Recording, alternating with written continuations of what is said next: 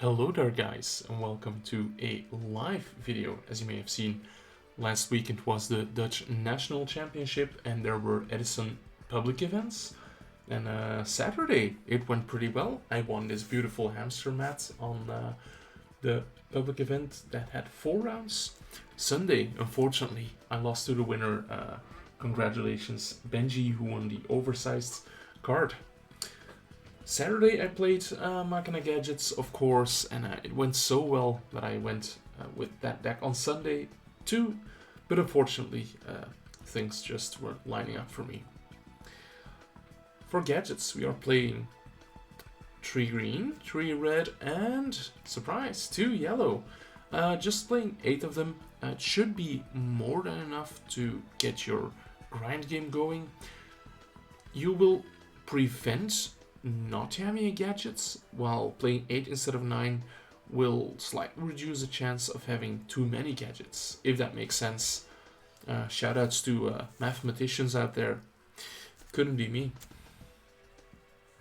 Next up we have triple Machina gear frame, triple Machina fortress, and the one Machina force. Ooh, that glare is horrendous, but I'm not gonna fix it.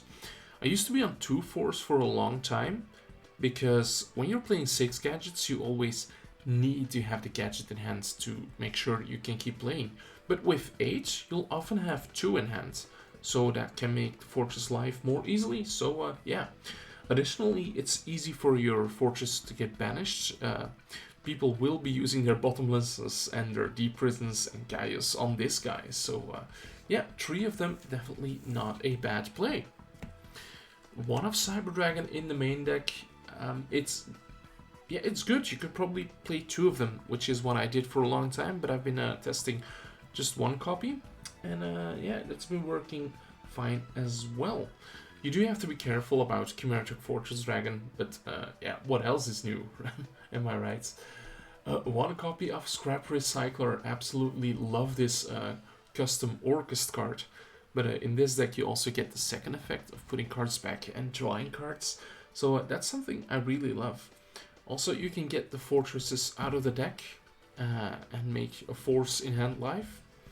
Comes up more often than you would think. We are on 17 monsters, and then spells we have triple Solidarity. Look at that, Spanish color rare. My camera is too bad to pick it up, but very nice. It's max rarity. Konami, please, super rare. Triple Smashing Grounds, unfortunately ultra rare. Super rares are super expensive, but yeah, Smashing Ground is amazing 1-for-1 removal. I've seen people complimenting this with Fissure or like Lightning Vortex in the main, even Hammer Shot if you're feeling ballsy, but I thought triple Smashing Ground would be enough. Then for 1 of spells, I am on a Penguin Soldier, just getting its limit removal. This card turns some long grindy games into easy games, and you can go to the next game. Fortress plus Gear Frame is already enough. I think, yeah, a Gadget plus Solidarity plus Fortress is enough. So it's easy to get to 8,000 with just this card. Also, you can set it as a battle trap, and when they attack your gadgets, their monster gets destroyed. Creature Swap, very cool card, especially in the early game when they just summon the bigger guy. You can swap that. Also, if they set a monster, you can presume that is Raikou and just creature swap it, and now it's their problem. Space Typhoon, Storm, Pot of Avarice.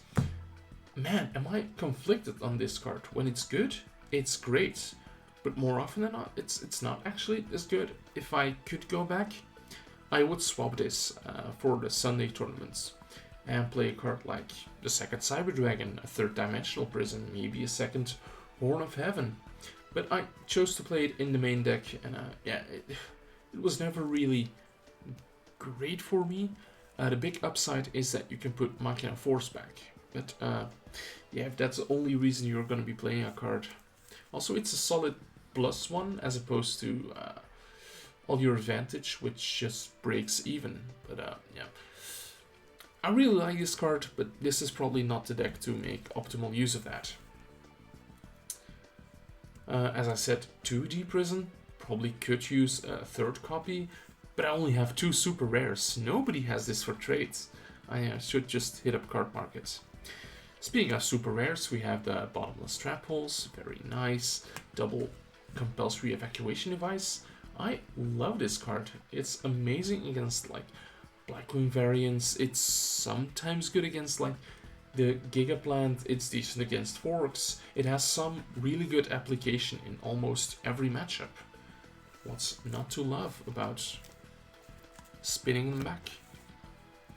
Then we have the staples, we have Torrential, we have the Mirror Force, we have Solemn Judgment and Trap Dust Shoot. Probably like almost every Edison deck plays these. Chose to play 1 Royal Oppression in the main deck because it's not amazing against every deck. So that's why I decided to sideboard the second copy. And the new Gadget toy, Horn of Heaven. Ever since I started testing this card, I barely ever got to resolve it, so it's for me technically still in the testing phase, but I am fully convinced that this card has great utility. That is it for the main deck. I am on 40 sharp. Let's do the side deck first, because the extra deck isn't super relevant. We have the second Cyber Dragon, comes in against what I like to call the normal summon pass decks. I think that's what Keegan likes to call them. And also obviously against machines. The second copy of Royal Oppression, as I said before. Then cards specifically to counter Hamster and Raikou. We have Nobleman of Crossout and Card Trooper. Because Hamster and Raikou are kinda annoying to deal with. Obviously Crossout is also great against decks playing Gravekeeper Spy. Card Trooper is just a great machine, so it doesn't clash with Solidarity, which greatly limits our side deck options. Playing 2 Dust Tornado, love bringing this in against Blackwing when I'm going first. Can snipe their Whirlwind, can snipe their power cards like Icarus Attack and Deck Devastation Virus. Starlight Roach does the same, and against many more decks, like Gladiator Beast, you want to counter that Gizarus, and if you resolve this on Gizarus, you should be in full control of that game. Against Lightshorn, because they have like Celestia, they have Judgment Dragon. So speaking of Lightshorn, I hate losing to them. It's just such roulette. So I'm playing 2 Light Imprisoning Mirrors. It greatly simplifies that matchup, as you can imagine. We have some more removal. There is Lightning Vortex against stuff like Dragons, Gigaplants, if they didn't go for the Stardust for some reason. And overall, just when you need extra removal, it's great. 1 extra Twister, specifically for decks playing Royal Decree. So I really like having this as opposed to copies of Dust Tornado. We have Floodgates in the form of Mask of Restrict and Goes in Match. Both are good against forks. Mask of Restrict is also good against like Monarch variants. Goes in Match has a pretty wide application field, really. So I should be considering playing more than 1 of these. Also, very funny, if they bring out Cyber Dragon and you flip this, they cannot Chimera attack you. 1 Transmigration Prophecy. We cannot play the best hand trap in the format, DD Crow, so we are just playing this one. Pretty solid, lets you put back 2. So I love that. And Needle Sealing as like, an additional Torrential / Mirror Force against floaty decks. That is it for the side deck. Let's just quickly go over the extra deck. Lots of tokens that you don't need. 2 Chimera Attack, probably most important card because of the Cyber Dragons.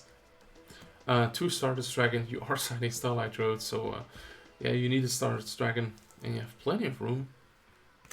The Machine, Power Tool Dragon, and the Machine, Alive Justice Catastor. You can't really summon this because every time you creature swap a tuner, it's gonna be like level 2, I think is the most common level you can steal off creature swap. So you are playing the level 6s, you are playing just filler to fill out the rest of the extra deck. They look so pretty, so we play them, of course. So yeah, the Belgian National Championship will be my next tournament, so I am going to keep playtesting the deck, maybe play something entirely different. Who knows, we'll see when the time gets there. Guys, thank you for watching. Make sure to like this video if you haven't done so already. You should subscribe. This was Ryan Atlas. Bye.